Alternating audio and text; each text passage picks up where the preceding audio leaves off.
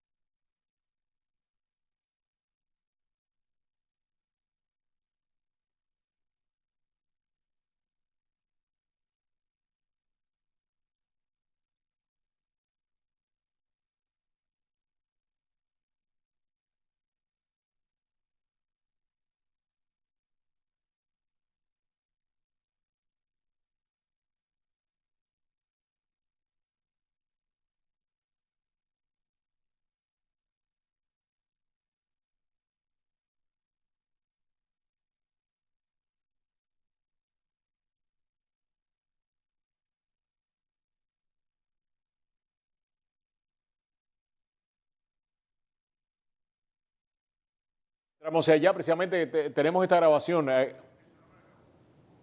es gra- no-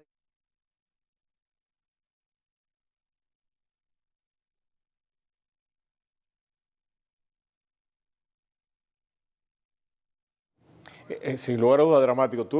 Hemos logrado establecer contacto con este colega, ¿verdad? Efectivamente, Roberto, y nos acompaña Manuel Ángel Redondo vía Skype desde Venezuela, periodista y comentarista radial. Gracias por estar con nosotros. Y la primera pregunta, ¿por qué hizo este documental?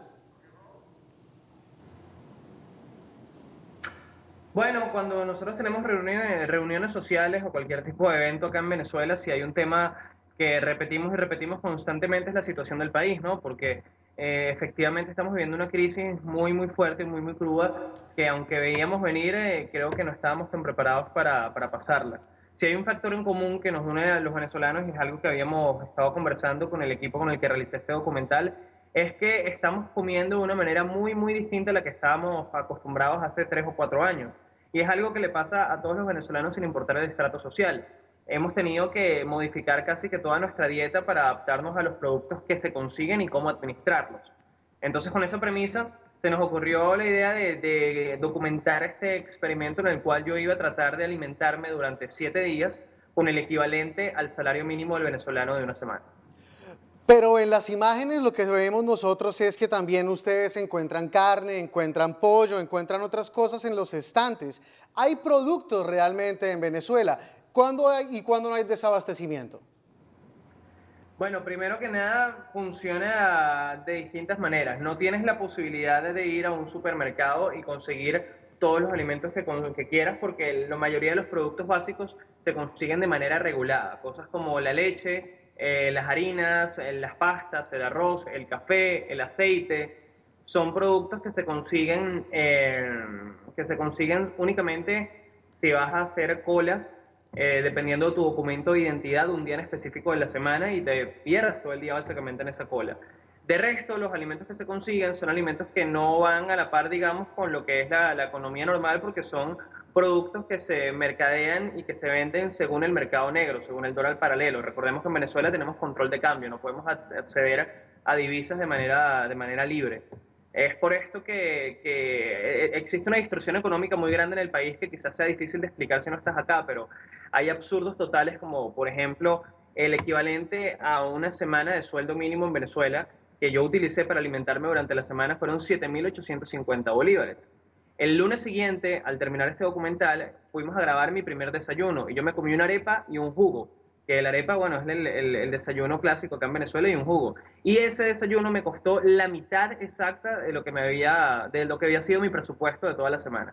Entonces, es una manera de entenderlo. Miguel Ángel, lo vimos, pero vimos también que subió al salario mínimo nuevamente. Una vez terminaron ustedes el documental, aparece el decreto de Maduro que lo sube nuevamente. ¿Hay un incremento?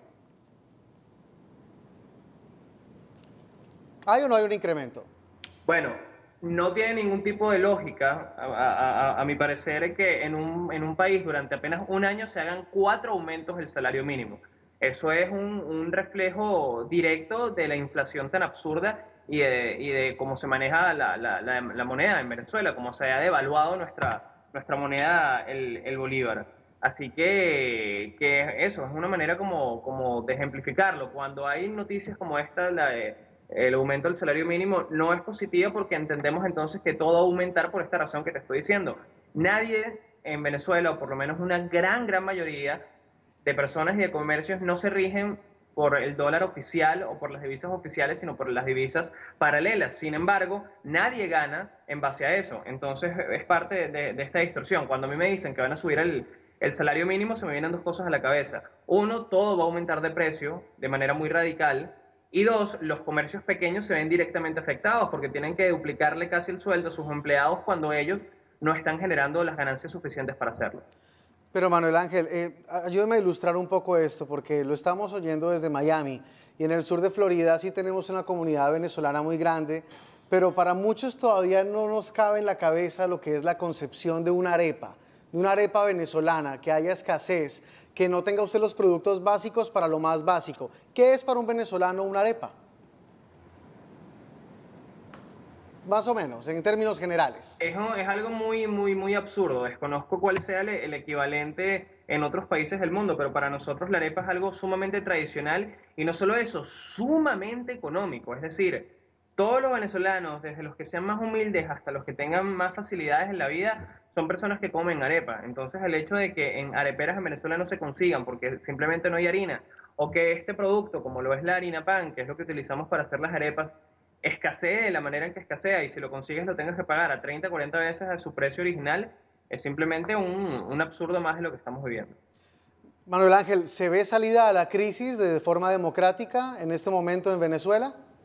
Yo quisiera pensar que sí, pero lo dificulto porque los comentarios que se repiten todos los días por parte de los dirigentes públicos de Venezuela y por parte del gobierno dan a entender que no quieren dar su brazo a torcer de ninguna manera. Por ejemplo, es obvio que estamos viviendo una crisis humanitaria, no solo en el factor de la comida, que fue lo que yo me traté de especificar en este documental, sino también con el tema de las medicinas. Y una de las digamos, cuestiones que el gobierno ha repetido en varias oportunidades es que no están dispuestos a aceptar una ayuda internacional. Entonces ya por ahí tenemos una suerte de entendimiento de cómo funcionan las cosas acá. El mismo asunto del referéndum revocatorio que deberíamos tener por normas constitucionales este año en Venezuela, pero que han tratado de interpretar la norma a su parecer para tratar de alargar esos tiempos lo más posible y tratar de que no se haga. Entonces yo quisiera pensar que sí, pero lo veo muy difícil todavía. Manuel Ángel Redondo, documentarista, periodista y comentarista radial, gracias por acompañarnos en Prohibido Callarse. Qué cosa, ¿eh? Muy buena entrevista y además un valor extraordinario, Manuel Ángel Redondo. Este ha sido pues el testimonio de este joven, de los venezolanos, del pueblo venezolano, en una crisis realmente difícil. Regresamos aquí en Prohibido Callarse, ya con las conclusiones finales de este programa especial que le hemos llevado a ustedes a través de toda la hora. Regresamos.